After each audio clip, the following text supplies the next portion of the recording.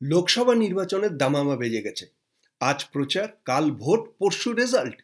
যে পক্ষই সুবিধা করতে পারবে না তারাই বলা শুরু করবে ইভিএম হ্যাক হয়েছে তাই আমরা হেরে গেছি। এখন প্রশ্ন হলো, ভারতের ইলেকট্রনিক ভোটিং মেশিন বা ইভিএম কি হ্যাক করা সম্ভব? সন্দেহ করার আগে বলুন তো, ইভিএম হাতে ধরে দেখেছেন কখনো? চোখের সামনে কাজ করতে দেখেছেন ইভিএমকে, নাকি শুধু টিভিতে তর্ক শুনেছেন? যারা টিভিতে বসে তর্ক করছেন তারাও কখনো ইভিএম হাতে ধরে দেখেননি। আর হ্যাঁ, আমি সরকারি চাকরি করার সময় ইভিএম খুলে জুড়েছি, নিজের হাতে চালিয়েছি এবং লোককে ইলেকশনের ট্রেনিং দিয়েছি। আপনি যদি মিডিয়ার বাজার গরম করা তর্কের পেছনে না ছুটে নিজের অভিজ্ঞতা দিয়ে সবকিছু বিচার করতে চান, তাহলে ভিডিও আপনার জন্য। যে কাজ বিশ্বের অন্য কোনো দেশ আজ অব্দি করে উঠতে পারেনি, সেরকম কাজ স্মুথলি আমরা টেকনিক্যালি ঠিকঠাকভাবে করে ফেলতে পারি এবং বছরের পর বছর চালিয়ে আসতে পারি, এরকম বিশ্বাস করার দুঃসাহস থাকলে এই ভিডিও আপনার জন্য। ভারতের ইভিএম হ্যাক করা যায় কিনা জানার জন্য শেষ পর্যন্ত সঙ্গে থাকুন। আগে বলুন তো, হ্যাকিং ব্যাপারটা ঠিক কি? হ্যাকিং হলো দূর থেকে কোনো নেটওয়ার্কের মাধ্যমে কেউ আপনার কম্পিউটার বা ফোনের দখল নিয়ে নিল এবং ইচ্ছে মতো কাজ করলো, সেটা হলো হ্যাকিং।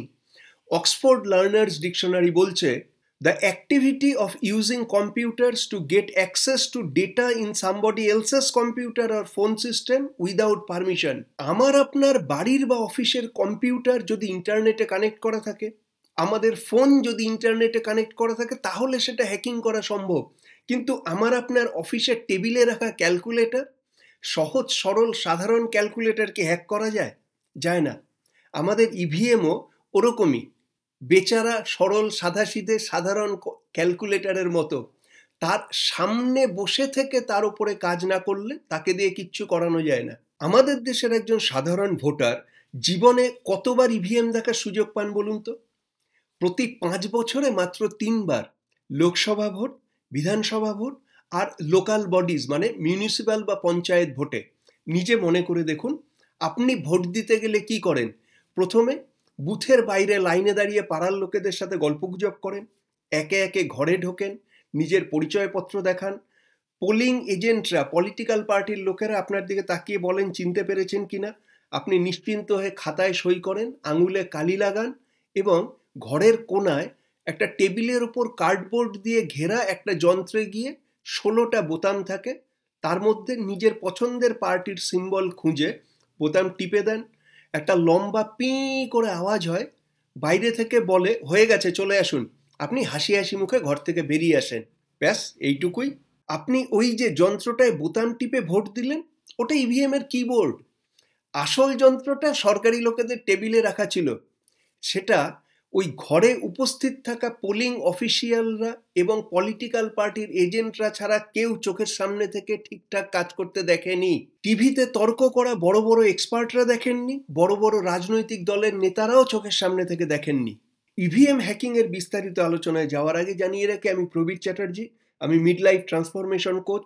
40 পেরোনো পুরুষদের ভালো ভাবা, ভালো বলা এবং ভালো দেখানো শিখিয়ে তাদের জীবন বদলাতে সাহায্য করাই আমার কাজ।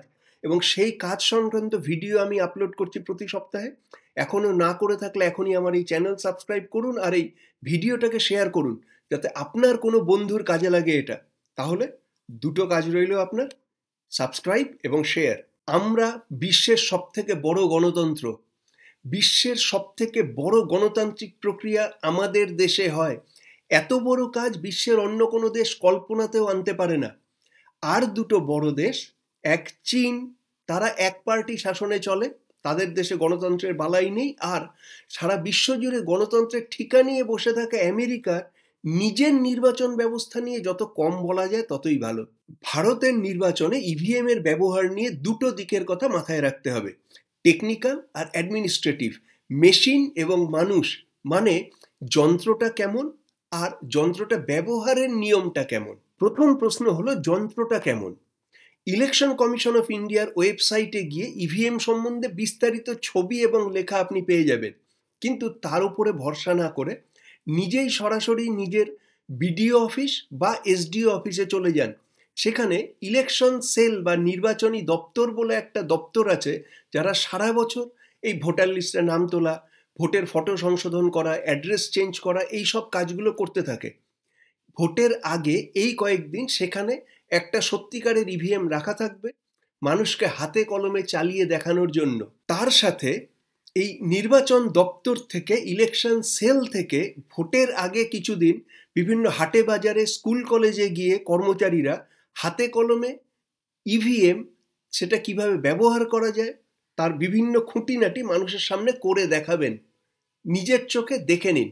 এবং একটা জিনিস খেয়াল করবেন, আমাদের ইভিএম কোনো কানেক্টেড বা অনলাইন ডিভাইস নয়, এগুলো অফলাইন স্ট্যান্ড অ্যালোন ডিভাইস, অনেকটা ক্যালকুলেটরের মতো। এবারে শিলিগুড়ির মতো একটা ছোট্ট বিধানসভা ক্ষেত্রে 245টা পোলিং বুথ আছে, প্রত্যেকটা বুথের জন্য একটা করে ইভিএম, মানে 245টা ইভিএম। আমার পুরনো কর্মক্ষেত্র মাটিগাড়া নকশালবাড়ি বিধানসভা ক্ষেত্রে 307টা ইভিএম ব্যবহার করা হবে। এক একটা পার্লামেন্টারি কনস্টিটিউয়েন্সিতে, এক একটা লোকসভার এলাকায়, লোকসভা ক্ষেত্রে এরকম 5 থেকে 6টা বিধানসভা ক্ষেত্র থাকে। তার মানে 1000-দেড়েকেরও বেশি স্ট্যান্ড অ্যালোন ইভিএম আলাদা আলাদা করে ব্যবহার হবে নির্বাচনের দিন। প্রত্যেকটাতে ভোর 6টা থেকে বিকেল 5টা পর্যন্ত এক একবার করে বোতাম টিপে ভোট দিতে হবে।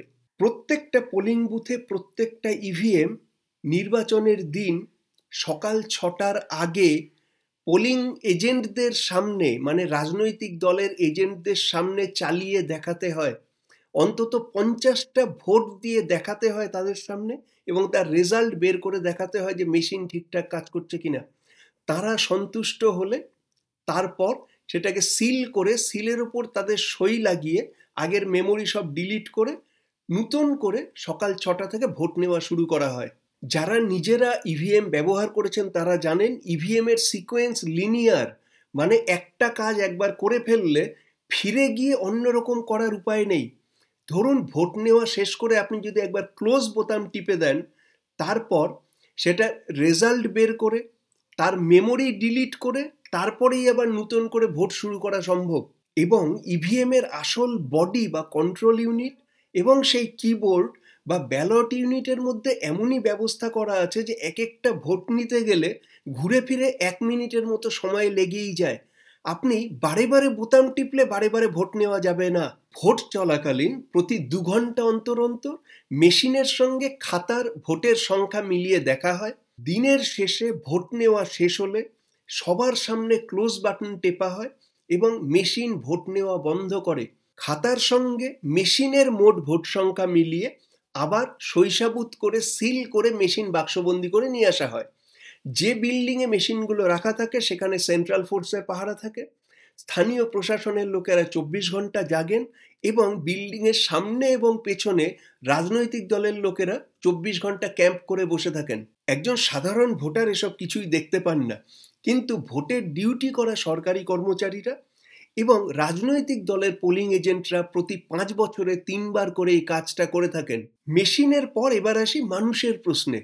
প্রতিটি পোলিং বুথে মেশিন পিছু অন্তত 4 জন সরকারি কর্মচারী থাকেন।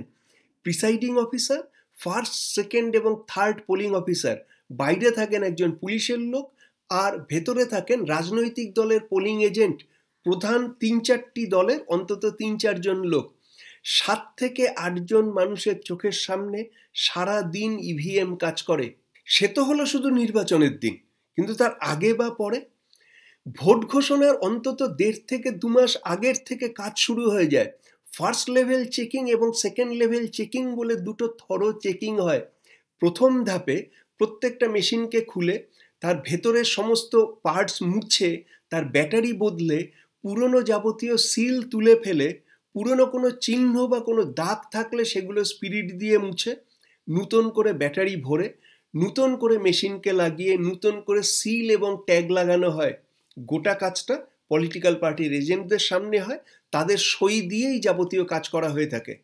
এরপর দ্বিতীয় ধাপে সব ইভিএম এর থেকে অন্তত 10% ইভিএমকে র্যান্ডমলি সিলেক্ট করে নিয়ে তাতে সকাল থেকে বিকেল অবধি 1000 সত্যিকারের ভোট দেওয়া হয়। পলিটিক্যাল পার্টির এজেন্টদের সামনে সারা দিন ধরে 1000 ভোট দেওয়া হয়। ভোট শেষ হওয়ার পর প্রতিটি মেশিনের থেকে আলাদা করে ভোট গণনা করে তাদের দেখানো হয় যে তাদের চোখের সামনে যেভাবে ভোট দেওয়া হয়েছিল রেজাল্ট ঠিক তেমনই বেরোলো কিনা। প্রত্যেকটা ইভিএম এর এক একটা ইউনিক আইডি থাকে।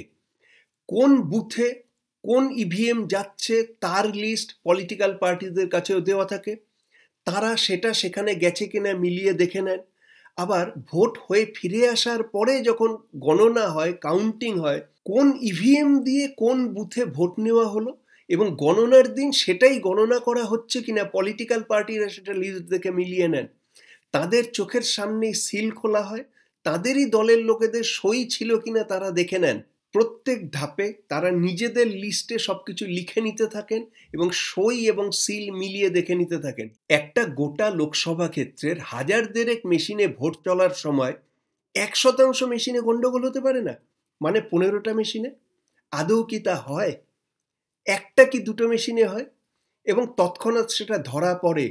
কিন্তু মিডিয়াতে সেই একটা গন্ডগোলের খবরই ঘন্টার পর ঘন্টা চলতে থাকে যতক্ষণ না পরের কোনো একটা খারাপ খবর পাওয়া যায়। আপনি আর সব কিছু ছাড়ুন, এই যে হাজার হাজার সরকারি কর্মচারী নির্বাচন ঘোষণার 2-3 মাস আগে থেকে শুরু করে নির্বাচনের ফল বেরোনো পর্যন্ত এই গোটা সিস্টেমের কাজে যুক্ত থাকেন, এরা প্রত্যেকে একসাথে একই রাজনৈতিক দলের সমর্থক হতে পারে?